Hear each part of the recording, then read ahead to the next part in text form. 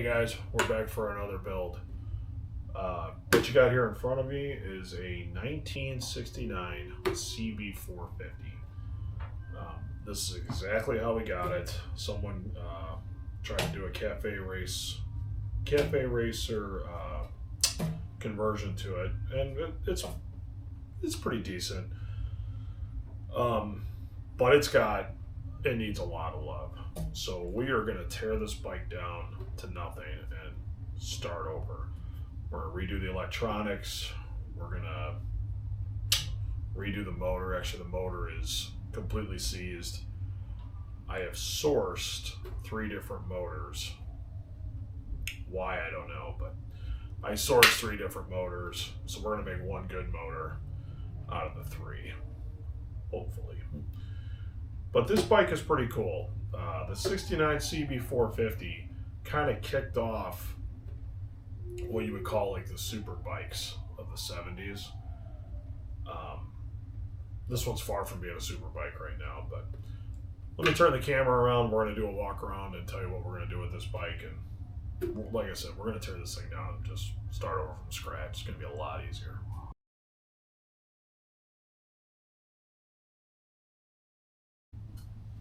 Alright guys, let's do the walk around real quick. So as you can see, all the fork seals are leaking, but you can see how bad these forks are. They're all rusted. I'm going to try and fix them, try and clean it up, but I'm not going to put a lot of effort into it. Haven't purchased them, but I sourced another set. We'll just redo the set. I'm kind of feeling a scrambler cafe hybrid build on this one. I did put these handlebars on the CB500 that we're doing, but I'm not crazy about them. But I actually stole this look for the CB500. But I'm thinking more, we're going to do a scrambler flat bar, come back just a little bit. I may do a monoshock conversion on this. I'm not real confident in my welding skills, but I may do it, and we're going to do a video on that one if I do, so you guys can all laugh at me.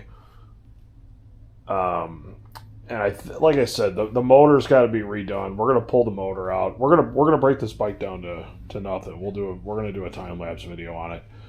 We're going to break this whole thing down. It's pretty cool. I found this sticker on the back, Dime City Cycles. I just sent him an email, asked him if it was one of theirs or some dude just slapped a sticker on it. Also kind of cool on this bike, if it's original, that's 6,800 miles, original miles on this.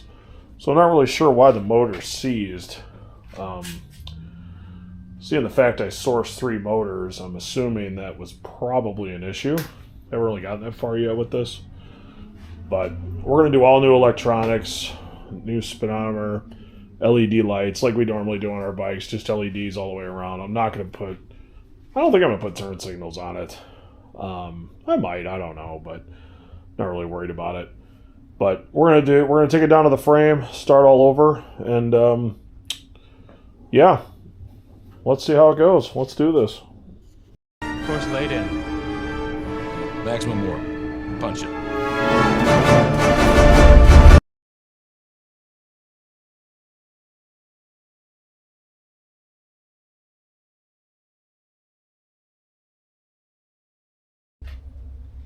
Hey guys, sorry I got ahead of myself. I know I told you I would show you the rest of the teardown. I just wanted to get it done. This shop is absolutely trashed. I gotta get it straightened out. So this frame's ready to go. I've got a bunch of parts to order. I've got to order some tires, the carb kit I have, the engine kit I have. So I'm gonna bring the engines back here. I've got 3 or 4. Hopefully we can make one good one out of that. No, I know we can. But I've got to go through the parts, make sure I've got everything. And I also need to upgrade my paint booth in my basement because it's not big enough for the frame and the tires. And we've got bigger stuff coming on. It's got to get redone. So this build is officially started. I'm going to order the parts tonight, and the next time you see this, it'll probably be painted, and I'll probably do a video on the engine being rebuilt. We're going to do a custom paint job on that too. I don't think I'm going to do any of the rims. I actually think I'm going to keep the rims that color, or not that color. I think I'm going to keep them unfinished. They're in really good shape. The only problem that I am having though is I don't know if this frame was modified. I'm going to take a look tonight. I don't know a lot about the 450s, the 750s, and the 500s, 400s. I've done, the super sports, but this is my first CB450, and it's just super. I know they're short, but I mean my seat height I think is 27 inches. So I'm just gonna make sure these are the right rims. Well, I'm not gonna change the rims. I mean, it is what it is. But I wanna raise this up. So the forks are pitted pretty bad. So I may just maybe I know the CB500 forks are like 2 inches longer, I believe. So I may do that. I may get longer ones. And if I don't do the monoshock conversion on this, which I'm kind of leaning towards not doing, because I think that would lower it. I gotta do some homework tonight and do the math, and I'm not very good at math. So we're gonna figure it out and see what we got. And then I want to get this one on the lift. You guys are gonna like that. This one's cool. This is a cult classic. You guys are gonna love it. So. It's the beginning of February. I'd really like to get this one done, ready for it'll be ready for spring, but it needs a carb kit and a really good cleaning, and I think that's it. I gotta go through it, but we'll reveal that one soon. But you guys have a good one, and we'll see you soon. Clearly things are not going well here. Definitely having some issues with these motors. I may be a victim of a Facebook marketplace scam. I'm not 100% sure yet. Maybe I just misread the ad. Maybe not.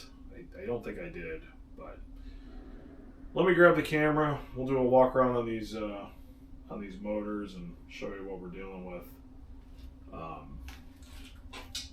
This is obviously the one we're building, which I think is also a disaster. But let me grab the camera. We'll flip it around, walk you through it, tell you what I'm thinking. If dynamite's involved, I don't know. But let me grab it. We'll flip it around, figure it out. Okay, so this is the original motor. This motor is completely seized. And I knew that. Totally transparent. I totally knew that. This motor also came with this bike, the 69 CB450 that we're building. He didn't know what was going on with this motor. He wasn't sure. He thought it was seized. He is 100% correct. It is seized up, which apparently is a common problem with these CB450s. Now, this motor, and I'm going to use air quotes here, this motor and that motor I sourced from a air quote motor builder. This one he said he was building and never finished, but it was everything in these two boxes are ready to go into this motor. And this motor he thought was good because he rebuilt it. That is absolutely not rebuilt. And this motor is completely seized. So, as I'm getting deeper into this one I pulled the cover off. We're missing the whole clutch pack. we're missing stuff. And according to him, this motor, I just had to do the cylinder head, put the piston, cylinder head, the overhead cams, all that stuff together. And we're going to walk over here. This one, there's no valves. And there's no valves in the box. So this is an anchor. So I have I didn't source. I pulled it off. I believe it was this one. This one, we just need to clean them up. But I think we can make this one work. This one, I'm going to hone, even though he says he did it, I'm going to hone these out and clean this up. But this one that we're building is already missing stuff that I thought was in there. So now I'm debating just tearing the whole thing down and starting over from scratch. Because I'm not familiar with these CB450s. The CB500, the 750, the 400. I've had those since I was 18. I've built those. I've redone them. I'm not an expert by any means, but I'm familiar with these. These, I don't know anything about them. This is my first one. So I don't really know what parts I'm missing. So this one has the starter delete, okay? That's a kickstart. That's fine. I don't want a Kickstarter. But this one wasn't. And there's no gears there's no chain, there's no anything that was with this. This one doesn't have it either. So I think I almost need to tear down the boat anchor motor and figure out what the hell I'm missing. So basically I think I got to tear down all 4 motors to make one good one. I don't know.